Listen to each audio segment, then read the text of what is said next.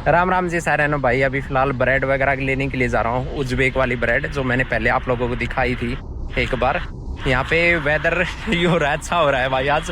अभी फिलहाल यहाँ पे बारिश वगैरह हो रही है और ज़्यादा ठंडी नहीं है, हवाएं भी नहीं चल रही हैं। तो मेन टॉपिक पे आते हैं एक्चुअली, जो आप टाइटल देख के आए होगे कि इस बारे में हम बात करने वाले हैं आज। सबसे पहला क्वेश्चन है यूँ है कि भाई हम यहाँ पे सेटल हो सकते हैं, यहाँ पे स्टडी वीज़ा पे आ सकते हैं, यहाँ पे जॉब कर सकते हैं, तो उस बारे में बात करेंगे। तीसरा, यहाँ पे शादी करके भाई सेट हो सकते हैं, उसमें भी बात करेंगे। और एक्चुअली भाई मैं घर पे आ गया क्योंकि बाहर थोड़ी बारिश हो रही है और ठंडी भी ज़्यादा हो रही है। तो अभी फ़िलहाल मैं बालकनी में खड़े होकर बात कर रहा हूँ आप लोगों से, और थोड़ी सीरियस वे में बात करनी थी तो लॉन्ग कन्वर्सेशन नहीं हो सकती, बाहर बारिश हो रही है उस वजह से। तो अभी मैं प्रोफेशनली आप लोगों से बात करने वाला हूँ। ब्लॉग में मैं बात करता हूँ, बहुत नॉर्मल तरीके से बात करता हूँ, हंसी मजाक और भाई स्टूपिडिटी बहुत चीज़ें करता हूँ मैं। लेकिन अभी मैं इस विषय पे बात कर रहा हूँ क्योंकि कोई भी इस विषय पे बात नहीं करना चाहता और रियलिटी नहीं बता रहा, उस वजह से लोग बहुत आ रहे हैं। क्योंकि अभी जो इंसिडेंट हुआ है कुछ दिन पहले, मैं पहले इंसिडेंट बता देता हूँ आप लोगों को। एक बंदा आया यूपी से, बस्ती के साइड से था, मुझे ध्यान नहीं है, एग्जैक्ट ध्यान नहीं है, क्योंकि जल्दी जल्दी कन्वर्सेशन हुई थी, मेरे पास भी टाइम नहीं था, उसके पास भी नहीं था। तो वो बोला कि भैया मैं यहाँ पे आया हूँ काम करने के लिए और 12 घंटे मेरी शिफ्ट है, 2,000 रुपये की पर डे के हिसाब से दे रहे हैं। और एजेंट ने मुझे बुलाया है यहाँ पे, बाद में बोला कि वर्क वीजा में कन्वर्ट करवा देगा, और मुझसे 3 लाख रुपए लिए हैं। ये मेरी कन्वर्सेशन हुई उस बंदे से। और उस एजेंट ने, उसका पासपोर्ट रखा हुआ है, इमिग्रेशन उसके पास है, यहाँ का रजिस्ट्रेशन उसके पास है, यानी उस बंदे के रेस्टोरेंट में काम कर रहा है इंडियन बंदा, ए नाम का बंदा काम कर रहा है, उसके पास कुछ भी नहीं है। यानी पुलिस पकड़ती है तो वो जेल जाएगा, उसके पास एडवोकेट के पैसे नहीं है, ना ही कोई चीजें हैं जो वो प्रूफ कर सकता है कि भाई ऐसे है। उसकी फैमिली भी ऐसी नहीं होगी कि वो फाइट कर सके सिस्टम से। और तीसरी बात यूं है कि उसके पास कोई लीगल डॉक्यूमेंट नहीं है, यानी वो फंस के खड़ा हो जाएगा यहाँ पे। मैंने उसको सिर्फ इतना ही कहा कि भाई जैसा भी हो सके अपना पासपोर्ट ले और अपना पासपोर्ट हमेशा पास रख। वो बोला कि भैया मेरे पास नजर रखते हैं सीसीटीवी कैमरा से, और अगर मैं किसी से बात करता हूँ तो नेक्स्ट डे मुझे चेंज कर देते हैं कहीं पे। और एक्चुअली हुआ भी यूं ही, क्योंकि मैं नेक्स्ट डे गया उसके पास दोबारा से उसकी हेल्प करने के लिए, ताकि वो गेट आउट हो सके यहाँ से, और रियली वहां से चेंज कर दिया भाई उस बंदे को वहां से। और मुझे नहीं पता कि उस बंदे के साथ क्या हुआ क्या नहीं हुआ, और मेरे पास कोई कांटेक्ट नहीं है उसका, कोई चीजें नहीं है। और उसके बाद फिर यूं है कि मुझे एक बात से यूं लगा कि लोग बहुत ज्यादा फंस रहे हैं यहाँ पे, और इसी बारे में मैं बात करने वाला हूँ अभी। काफी लोगों को मिथ होती है कि यहाँ पे आने के बाद बेस्ट लाइफ होती है, बेस्ट हो वाओ, वीडियो में कितना अमेजिंग करा है सब कुछ। ये सिर्फ इल्यूजन है भाई, और कुछ नहीं है। यहाँ सिर्फ चीजें बेटर वैसे ही हो सकती हैं जब आपके पॉकेट में पैसे हों, अच्छे खासे पैसे हों, तभी बेस्ट हो सकती हैं, ऐसा नहीं है। और या फैमिली साइड से बहुत अच्छा सपोर्ट हो भाई, ऐसा वैसा नहीं भाई, अच्छा सपोर्ट हो तभी आप यहाँ पे आराम से रह सकते हो। सो सबसे पहले मैं बात कर रहा हूँ उस बंदे के बारे में। अभी मुझे नहीं पता है क्या हुआ क्या नहीं हुआ, लेकिन मैंने उसको, वो बोला कि भैया मुझे थ्रेट दे रहे हैं कि हम पुलिस में दे देंगे अगर यहाँ से भागने की कोशिश करेगा। मैंने उसको सिर्फ यूं कहा था कि तेरे पास राइट है, तू खुद पुलिस स्टेशन में चला जा, तेरे अगर तू वहां पे देगा पहले जाके, और सीधा या एम्बेसी में चला जा। अगर तू जाके कहेगा तो यहाँ का ओनर है रेस्टोरेंट का, वो भी फंसेगा, एजेंट भी फंसेगा, सारे फंसेंगे, तू नहीं फंसेगा। तो डर मत इन चीजों में। लीगल वे अगर गेट आउट होना है तो प्रॉपर तरीके से हो सकता है।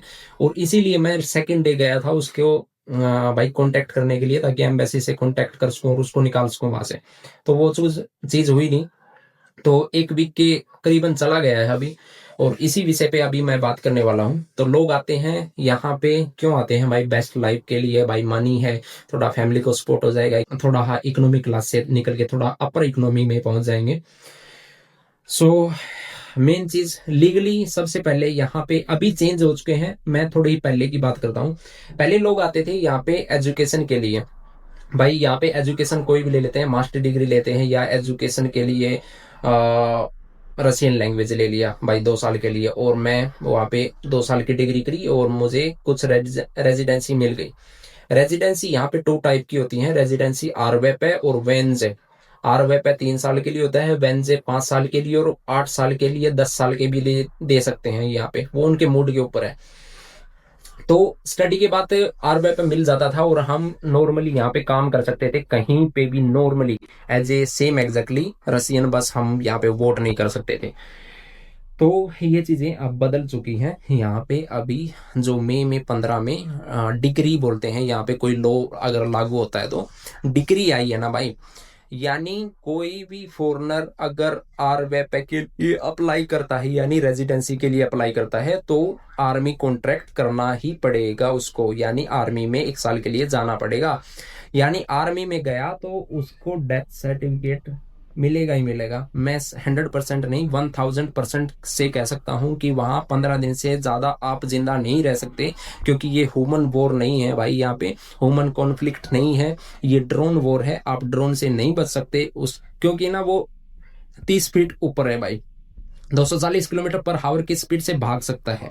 आप कितना बचोगे? उसमें सेंसर लगे हुए हैं जो आपकी बॉडी की हीट को सेंसर करता है। नाइट में, डे में, किसी में कोई फर्क नहीं पड़ता भाई। ड्रोन मशीनरी को कोई फर्क नहीं पड़ता, उसको आंखें नहीं चाहिए भाई देखने के लिए। आपको आपकी हीट से ही आपको पता चल जाएगा कि कहाँ पे आप हो। आप पे एकदम से फेंकेगा, आपकी हड्डी भी नहीं मिलेगी वहां पे। और मैं ये पूरे होशो हवास में कह रहा हूँ, क्योंकि मेरे जो फ्रेंड्स वगैरह हैं यहाँ पे जो नॉन पर्सन थे रसियन, उनकी सिर्फ हड्डियां मिली हैं भाई, वो भी 2 साल बाद अब हड्डियां आई हैं, वो भी डीएनए से, उनके बच्चों के डीएनए से पता चली है कि उसकी ही हड्डी है ये। पता है कितना ट्रोमा होता है भाई बच्चों के लिए और वाइफ के लिए और फैमिली के लिए, कितना बड़ा ट्रोमा है। हम चले तो जाते हैं कि भाई ओहो 60 लाख रुपए मिलेंगे, 1 करोड़ मरने के बाद मिलेंगे, कुछ भी नहीं मिलेगा भाई। यहाँ पे रशियन लोगों को नहीं मिल रहा, आप लोगों को कहाँ से मिलेगा? 200, आप डाटा उठा के देखो, जब प्राइम मिनिस्टर 2023 में या 24 में आए थे यहाँ पे, उस टाइम रेज हुआ था ये क्वेश्चन की आर्मी में जा रहे हैं ऐसा वैसा, तो उस टाइम पे सारे इंडियन यहाँ से निकाल दिए थे। तो उस टाइम करीबन 240 इंडियन थी अंदर वहां पे, और उसमें से 26 मर गए थे। 26 में से एक आदमी को भी सैलरी भी नहीं मिली है भाई। तो उन उन डाटा को निकाल के देखो। और यहाँ पे करीबन 800 बिलियन डॉलर पेंडिंग पड़े हैं, गवर्नमेंट को देने हैं लोगों को जो मर चुके हैं। तो एक्चुअल डाटा कोई नहीं बताता कितने मरे हुए हैं, बहुत मरे हैं भाई। यहाँ पे कहेंगे कि 2 लाख के करीब मरे हैं लोग बस इस कॉन्फ्लिक्ट में, भाई इतने नहीं मरे हैं, बहुत ज्यादा मरे हैं, यानी मल्टीप्लाई 10 कर लो इससे, वो भी ज्यादा। तो ये तो सिचुएशन हो गई यहाँ पे, तो इसमें मत फंसो भाई, अभी सिचुएशन चेंज हो चुकी है। स्टडी वीजा में भी यहाँ पे स्टडी वगैरह कोई फायदा नहीं है यहाँ पे आने का। दूसरी बात यह है कि भाई अभी लास्ट वीक एक लॉ और आया है कि अगर रसिया में कोई भी डॉक्टरी वगैरह करता है या आईटी सेक्टर से कोई भी एजुकेशन वगैरह लेता है, तो वो ईयू में यानी यूरोपियन यूनियन में, अमेरिका में, कनाडा में यहाँ पे मान्य नहीं है, यानी अपने एशिया में मान्य है भाई वहाँ। तो आप फिर से वही जाओगे भाई वापिस, यानी इंडिया, अगर इंडिया में ही आपको प्रैक्टिस करनी है, डॉक्टर यहाँ से कर लो और प्रैक्टिस भाई इंडिया में करनी है, तो बात अलग है। लेकिन यूरोप में कभी भी आपको जॉब नहीं मिलेगी, क्योंकि वो कंसीडर नहीं कर रहे अब आपकी डिग्री को। ये मेरे एक फ्रेंड ने बताया था भाई, जो वहां पे यूके में है अभी और वो इस फील्ड में है। हाँ, तो ये चीजें हो। और दूसरी चीज सासा ने भी मुझे बताई थी कि आर्टिकल पब्लिश हुआ है, उसमें ये चीजें हैं, तो यहाँ पे ये चीजें कंप्लीट होगी। तो इस चीज में मैंने बात करनी थी कि आप इसमें फंसो मत, यहाँ पे आने के लिए कि स्टडी वीजा लेके मैं वहां पे सेटल हो जाऊंगा। जंगल जितना हरा भरा दिखता है दूर से और यूं लगता है कि ओहो वाह कितना अमेजिंग है, उसमें जाने के बाद आपको पता चलता है डिफिकल्टी क्या है। मैं ब्लॉग में डिफिकल्टी के बारे में बात नहीं करता, क्या स्ट्रगल चल रहा है पीछे, डॉक्यूमेंट का क्या इशू चल रहा है, बहुत चीजें चल रही हैं, वो बात नहीं करता। इसका मतलब यूं नहीं कि यहाँ पे अमेजिंग लाइफ चल रही है। तो आपके क्वेश्चन में दिमाग में यूं आता होगा कि मैं यहाँ पे कैसे रह रहा हूँ, तो मैं कैसे रह रहा हूँ उस पे। मैं एक्चुअली रह रहा हूँ एक फैमिली वीजा पे। फैमिली वीजा का मतलब है मैं ना तो यहाँ पे काम कर सकता हूँ, ना मुझे मेडिकल मिलेगा, ना मैं यहाँ पे कोई राइट्स हैं। एज ए टूरिस्ट 1 ईयर के लिए रह सकता हूँ मैं, हर साल मैं रिन्यू करता हूँ मेरे वीजा को। और ये काफी खर्चीला है भाई, बहुत खर्चीला है, क्योंकि हर बार आपको इशू करना, पेमेंट करने, डॉक्यूमेंट बनाने, मेडिकल, ये चीजें होती हैं हर साल, यानी ये खर्चा कंप्लीट है और इनकम कोई भी नहीं है। तो मैं काम क्या कर रहा हूँ, मैं यहाँ पे रसिया में काम नहीं करता, मैं बाहर काम करता हूँ और काफ़ी टाइम से काम कर रहा हूँ। तो मैंने खुद को ग्रो किया है भाई अपने तरीके से, अलग अलग। मैं ऐसा नहीं है कि भाई एक फील्ड से आया हूँ। मेरी एमबीए है और मैं फाइनेंस एमबीए की है, उसके बाद फिर यूँ है कि भाई बहुत सेक्टरों में मैंने हाथ पैर मारे हैं, जब जाके मैं यहाँ तक पहुँचा हूँ। तो ऐसे नहीं पहुँचा कि भाई मजे मजे में पहुँच गया, ऐसा नहीं है भाई। तो ये चीज़ें होगी। और दूसरी बात ये कि सबसे ज़्यादा मेन प्रॉब्लम मुझे इसी बारे में बात करनी थी कि यहाँ पे लोग आते हैं एजेंट के चक्कर में फंसते हैं और कहते हैं कि भाई 1 लाख तनख्वाह मिलेगी मॉस्को में, 1 लाख है, क्लीनिंग के लिए जॉब है, टेलर के लिए जॉब है। भाई उनकी सैलरी पता है कितनी है आपको? 40,000 रुपीज़ है, 40,000 रुपीज़, 40,000, 12 आवर, 40,000 रुपीज़। एजेंट कितना लेता है भाई? 3 से 4 लाख एजेंट लेता है आपसे पैसा। 40,000 आप उससे करोगे, 12 चौके 48 से 4,80,000 रुपए आपने साल में कमाए हैं भाई, साल में कमाए हैं। और उसमें से 3 लाख उनको दे दिया। यहाँ पे खर्चे कौन निकालेगा भाई? मेरी तनख्वाह जितनी है ना भाई, पहले मेरा यूं था कि ट्रैवलिंग का एक्सपेंसिव निकल जाता, सब कुछ एक्सपेंसिव निकल जाता, फिर भी सेविंग बच जाती। अब मेरा है 70 से 80% सिर्फ ब्रेड मिल्क दही में जाता है भाई, जो नॉर्मल किचन की चीजें होती है ना उसमें जाता है। तो इसमें मत रहो कि अगर आपका बैकग्राउंड अच्छा है ना भाई, इकोनॉमिकली आप अच्छे हो, तो यहाँ पे रहो। लेकिन इस वीजा में मत फंसो कि रेजिडेंसी वाला वीजा, इसमें मत फंसो, क्योंकि ना यहाँ पे ये चीजें चल रही हैं कि 100% आर्मी में भेजेंगे ही भेजेंगे अगर आप रेजिडेंसी लेते हो तो। 100% कोई नहीं बचाएगा भाई आपको। और कोई दया धर्म नहीं है। आप यूँ सोचते हो कि भाई रसिया में दया धर्म कर लेंगे, वो इंडियन है, हमारे फ्रेंड्स हैं, ऐसा है, कोई दया धर्म नहीं है। जो रेसिज्म होता है ना वही है, हर जगह वही है, हर चीज़ वही होती है। आपको बताने की जरूरत नहीं है, आप खुद समझदार हो। हर चीज़ हर जगह वैसा ही है, कुछ ज़्यादा वो नहीं है। जब तक मनी आती है, यानी मैं एक शॉपकीपर हूँ, और जब तक आप मुझे मनी दे रहे हो, मुझसे सामान खरीद रहे हो, तब तक मैं आपके लिए अच्छा और आप मेरे लिए अच्छे। जब मुझसे कुछ मिल नहीं रहा ना आपको, तो मैं अच्छा नहीं हूँ फिर आपके लिए। तो ये चीज़ें हो रही हैं, तो इससे लोग आप बचो, प्लीज़ बचो। क्योंकि मैं यही सजेस्ट करने वाला हूँ कि अगर आपको लाइफ में ग्रो करना है, मुझे बाहर जाना है भाई इंडिया से, यहाँ पे अपॉर्चुनिटी नहीं है, जॉब स्कैम, एग्जाम कैंसिल हो रहे हैं, जॉब प्रॉब्लम हो रही है, बहुत चीज़ें हैं, लेकिन आप ट्राई कर सकते हो यूरोप में। यूरोप में भी ट्राई कर सकते हो भाई, हर यूरोप का देश महंगा नहीं है।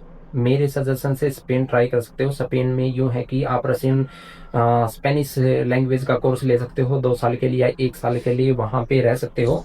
और वहाँ पे स्टडी करने के बाद यूँ है कि 1 साल को आपको ट्रायल बेस दिया जाएगा कि उस बीच में आपको जॉब ढूंढ के आपको वर्क वीज़ा में कन्वर्ट करवाना है, यानी इंडिया नहीं आना पड़ता आपको, वहाँ पे कन्वर्ट हो जाता है। तो वर्क वीजा में आपको वहाँ पे एम्प्लॉयर से कहीं से भी मिल गया काम और आपने कन्वर्ट करवा लिया, तो आपको 3 साल के लिए वहाँ पे रेजिडेंसी मिल जाएगी। बाद में 5 साल बाद आपकी परमानेंट रेजिडेंसी हो जाएगी। तो वहाँ पे भी हो सकता है। अगर आपको स्पेन की रेजिडेंसी मिल गई, तो आपके ईयू के जितने भी देश हैं, यानी यूरोपियन यूनियन के जितने भी देश हैं, उसमें आप रह सकते हो भाई। तो यूँ जरूरी नहीं है कि आप स्टार्टिंग में ही कनाडा जाओ, स्टार्टिंग में ही स्विट्जरलैंड जाओ, स्टार्टिंग में ही इटली जाओ। कोई ऐसा देश चूज करो जो रूल रेगुलेशन से भी ठीक ठाक है, उसमें घुसो और वहां से फिर आगे ले लो। तो यहाँ भी है, थोड़ा स्ट्रगल है, लेकिन निकल सकते हो ऐसे लीगल वे में। किसी को पैसे देने की जरूरत नहीं, किसी को कोई भी नहीं। इंटरनेट का जमाना है भाई, थोड़ी ही मेहनत लगती है, यूं नहीं कि सब प्लेट में पका पकाया मिलेगा तभी सब कुछ है। थोड़ा सर्च करो, यूनिवर्सिटी देखो, चीजें देखो, उसमें क्या है क्या नहीं है, ट्रांसलेशन यूज करो भाई, सब कुछ है ऑनलाइन पे, क्या नहीं है यार। जी चैट जीपीटी है, क्वैन है, बहुत सारे प्लेटफॉर्म है जहाँ से आप फटाफट निकाल सकते हो इन्फॉर्मेशन को। तो वहां से करो भाई।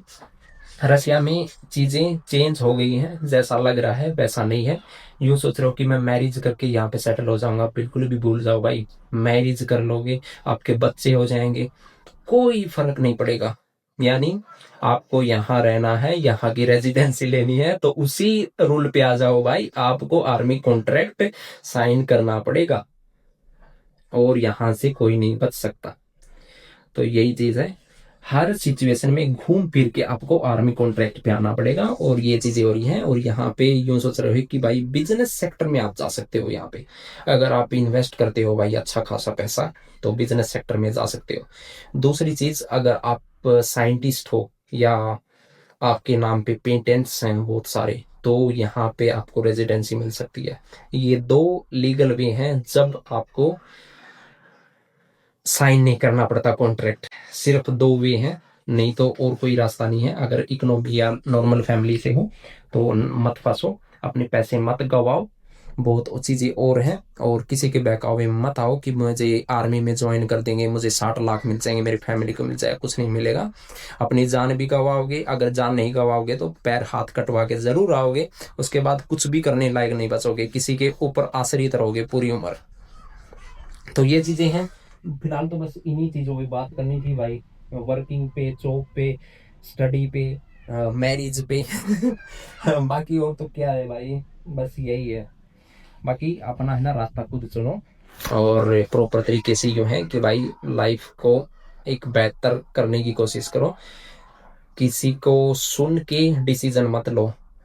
इसीलिए मैं ये ब्लॉग बना रहा हूँ भाई, और बहुत मैच्योरिटी से आपसे कह रहा हूँ कि रसिया में आने से पहले अब 100 बार सोचो, उसके बाद कदम लो भाई।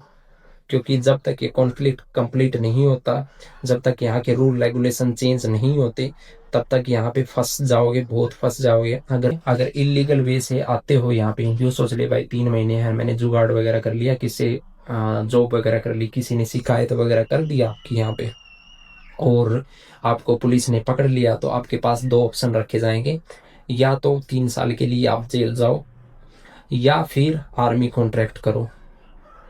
तो आप क्या चूज करोगे? आप यूँ सोचोगे बिहार में कॉन्ट्रैक्ट कर लो, वहाँ पैसा भी मिल रहा है और आज़ाद भी हूँ, लेकिन आप मौत को साइन कर रहे हो भाई। ये चीज़ें हैं, तो दोनों चीज़ों में मरोगे, कहीं पे नहीं बचने वाले। तो इससे बेस्ट है कि थर्ड कंट्री चूज करो। सर्बिया है, सर्बिया में भी जा सकते हो। अब सर्बिया में भी अच्छे ऑप्शन है, यानी करीबन 3.5 मिलियन यानी 30 या 35 लाख इन्वेस्ट करके आप वहाँ पे सेटल हो सकते हो। स्पेन में करीबन 5 करोड़ के आसपास है भाई सेटल होने के लिए, अगर इस वे से जाते हो। आपको इन्फॉर्मेशन थोड़ी ही सर्च करनी पड़ेगी, बहुत सारी चीज़ें हैं, बहुत बहुत सारा है, बहुत सारा मटेरियल है जहाँ से लीगल वे से जा सकते हो। किसी एजेंट के लोग, पता नहीं, मुझे समझ नहीं आता, लोग 40-40, 50-50 लाख रुपए देखते क्यों हैं यार, पता नहीं भाई क्यों देते हैं इस इंटरनेट की दुनिया में। तो फिलहाल बस यही मुझे बात वगैरह करनी थी आप लोगों से। तो सभी अपना ख्याल रखो, अपना सेहत पे ध्यान रखो, और भाई थोड़ा हाँ जो अट्रैक्टिव चीज़ लगती हैं यूट्यूब पे और सोशल मीडिया पे, उनसे बचो, क्योंकि हर चीज़ अट्रैक्टिव अच्छी नहीं होती। तो बस यही है। तो फिलहाल तो सारे राम राम, सारे खुश रहो और खुशियाँ बांटते रहो। राम राम जी सारे।